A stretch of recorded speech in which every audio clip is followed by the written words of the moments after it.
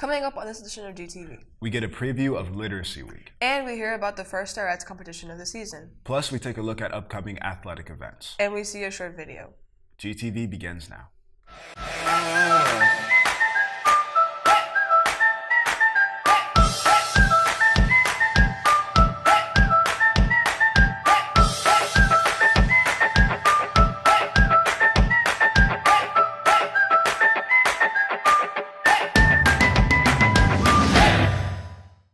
Good morning, Gaither. I'm Ashley. And I'm Jordan. Today is Thursday, January 24th, 2019. Welcome to GTV. The GHS Media Center kicks off Literacy Week beginning Monday. This week-long event features a different event each day to celebrate.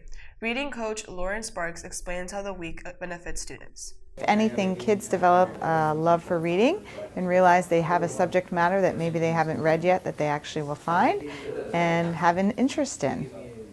On Monday, GTV will show a short video to kick off the celebration.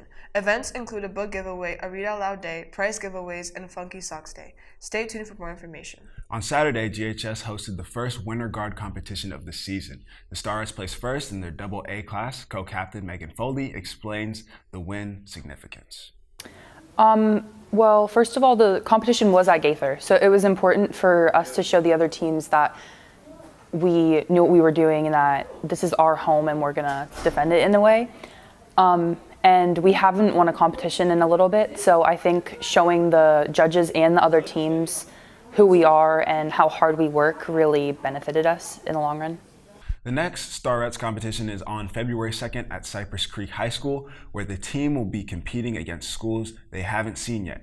They are hoping to raise their scores by increasing performance and improving in the lower body movement category to bring home first place once again. Attention students, Saturday ELP sessions are starting this Saturday from 9 a.m. to 11 a.m. If you are taking the upcoming ACT or SAT, please come get help to increase your scores. This week only, will be in the 500 building. All following sessions will be in the Media Center. Watch for further announcements on the morning show and flyers around the school for future ELP dates. Attention seniors, if you have not yet ordered your cap and gown for graduation, the time to do so is now. Contact Herff Jones Tampa Bay, either online or via phone. Order your package as it is now past due and prices are still increasing. Attention students, have you been reading the Florida Teen Read books? Do you want to participate in the Student Literacy and Media Showcase? If so, please see Ms. Aldrich in the Media Center as soon as possible. Students have an opportunity to compete in the Virtual Bowl, submit artwork, and book trailers for prizes. Winners will have their work showcased at the Tampa Convention Center in March and participate in a field trip with authors and other winners. There will also be free food. This is a reminder that all forms for the Special Olympics are due to Ms. Schomback tomorrow. Her room is 213. They must be complete and signed by a parent. There are many GHS sporting events happening this weekend. Let's toss it over to the anchors Gabby and Victor in Studio B to learn the latest in sports news.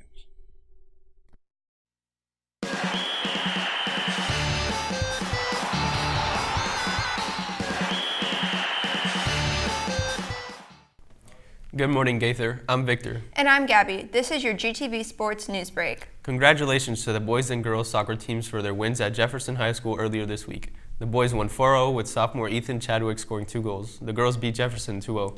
The girls soccer team is back in action this evening. They play a district match at Bloomingdale. Kickoff is at 7 p.m. Your JV wrestling team also competes this evening. 6 teams will be in the GHS gym to compete beginning at 4 p.m. Good luck to our wrestling athletes. The boys soccer team plays their next match tomorrow. They take on the King Lions at 3 p.m. The game is a district match. The Gaither varsity basketball teams are also in action tomorrow. They play at Wiregrass Ranch High School. Games begin at 6:30 p.m. And on Saturday, the GHS JV basketball team see their next match. The boys travel to Steinbrenner High School with the game set for 9 a.m. The girls travel to Chamberlain High School with game set time for 9 a.m. We'll bring you score recaps early next week for these events. Until then, I'm Victor. And I'm Gabby. Back to our anchors. Thanks, Gabby and Victor. GTV students created a news feature for the Student Television Network's 6-Day Challenge. Let's take a look at this story.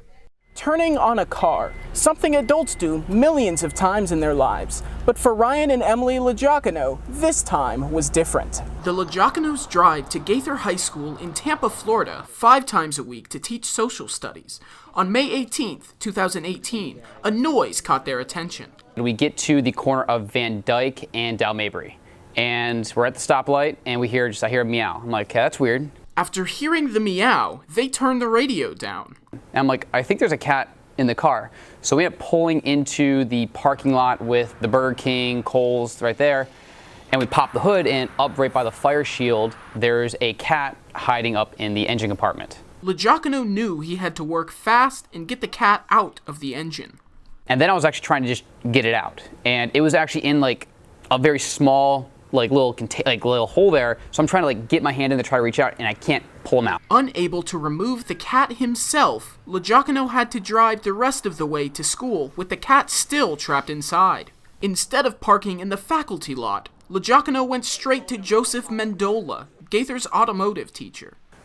I was in disbelief that there was really a cat under the hood, but definitely hearing it for myself, I knew it wasn't a joke. With no students at school, Mendola and Legiacano had to take the car apart to get the cat. We wheeled the tool cart over and had the air filter of the car and everything was right up in here covering everything, so we had to start taking all the stuff apart as fast as we could to get to the master cylinder right on the firewall there, because he kept trying to climb down in further and further away from the heat source. Within minutes, the cat was free. And he was scared, not happy. He ran around the auto classroom all day hissing. Royal Pets veterinarian Dr. Nabuki Stabeus says the cat surviving was lucky. The engine can overheat and it can severely burn them if it's an extended duration in there.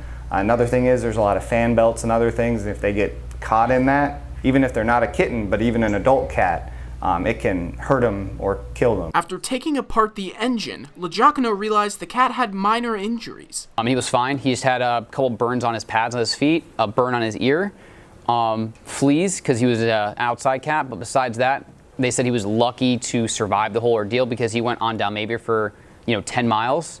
If you can get them out quickly, then they won't succumb to their minor injuries. The incident and outcome are both rare, according to Stabeus, who says Florida's heat tends to keep animals out of enclosed spaces like car engines. We don't see it too often here. With a story that's 1 in a million, Legiacano and his wife kept the cat.